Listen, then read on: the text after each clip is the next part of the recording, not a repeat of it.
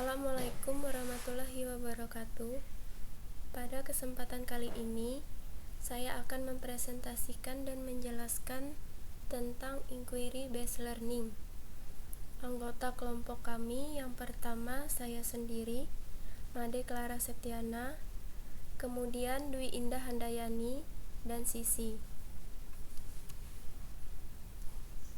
Di sini ada 3 hal yang akan saya jelaskan. Yang pertama adalah pengertian inquiry based learning, yang kedua teori yang melandasi, dan yang ketiga adalah tahap pelaksanaan.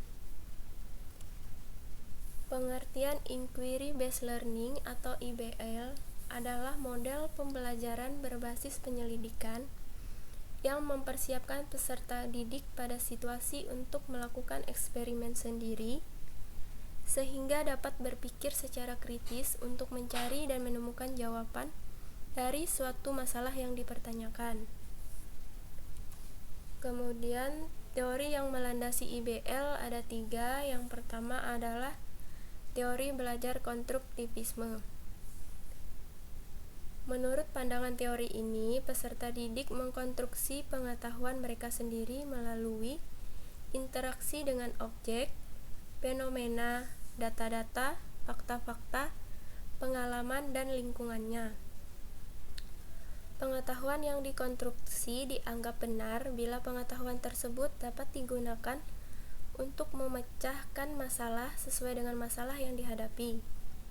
Konstruktivisme juga beranggapan bahwa pengetahuan tidak dapat ditransfer begitu saja dari orang ke orang lain, tetapi harus diinterpretasikan sendiri oleh masing-masing individu.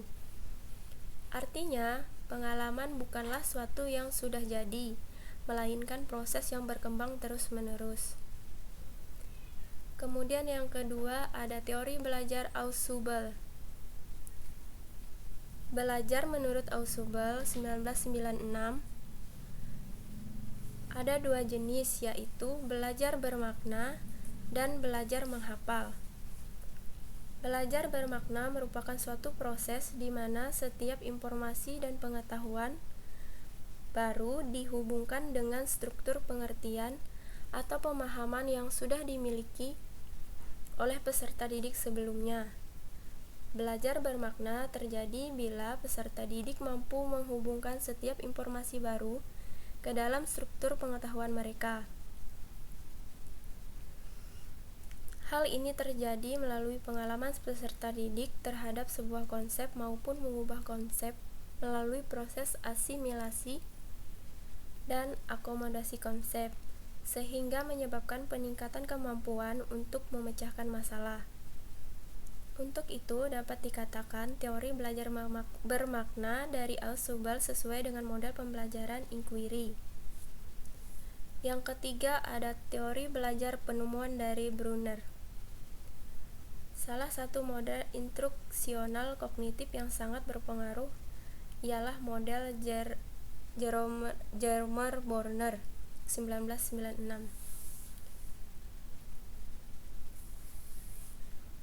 Mengemukakan beberapa kebaikan dari belajar penemuan, yaitu meningkatkan potensi intelektual, mengalihkan ketergantungan dari hadiah eksentrik ke hadiah intrinsik, menguasai heuristika penemuan, meningkatkan daya ingat berdasarkan pendapat dan diungkapkan Brunner.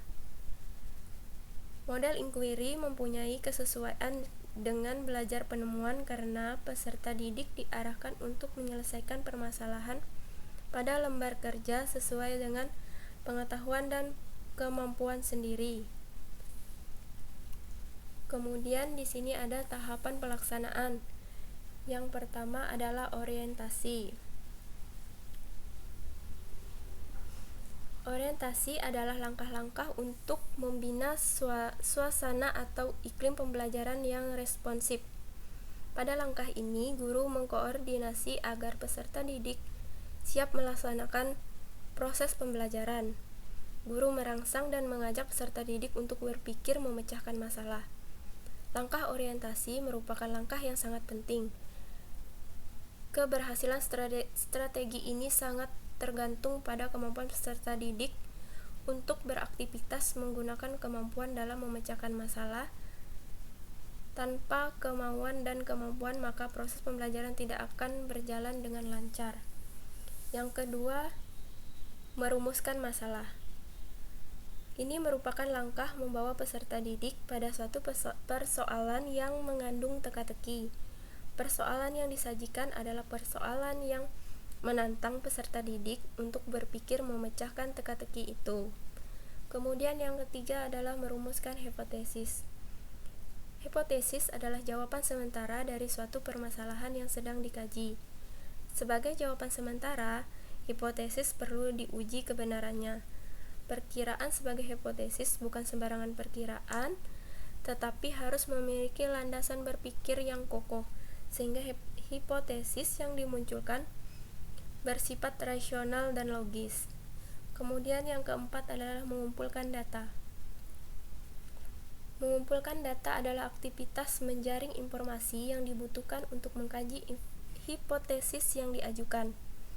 Dalam pembelajaran inquiry, mengumpulkan data merupakan proses mental yang sangat penting dan perkembangan intelektual. Proses pengumpulan data bukan hanya memerlukan motivasi yang kuat dalam belajar, akan tetapi juga membutuhkan ketekunan dan kemampuan menggunakan potensi berpikirnya. Yang kelima adalah menguji hipotesis. Menentukan jawaban yang dianggap diterima sesuai dengan data atau informasi yang diperoleh berdasarkan pengumpulan data. Menguji hipotesis juga berarti mengembangkan kemampuan berpikir rasional. Artinya, kebenaran yang diberikan akan hanya berlandas argumentasi, akan tetapi harus didukung oleh data yang ditemukan dan dapat dipertanggungjawabkan. Kemudian yang terakhir adalah merumuskan kesimpulan. Merumuskan kesimpulan di sini adalah proses mendeskripsikan temuan yang diperoleh berdasarkan hasil pengujian hipotesis. Untuk mencapai kesimpulan yang akurat, sebaiknya guru menunjukkan pada peserta didik data mana yang relevan. Demikian yang dapat saya sampaikan. Atas perhatiannya, saya ucapkan terima kasih.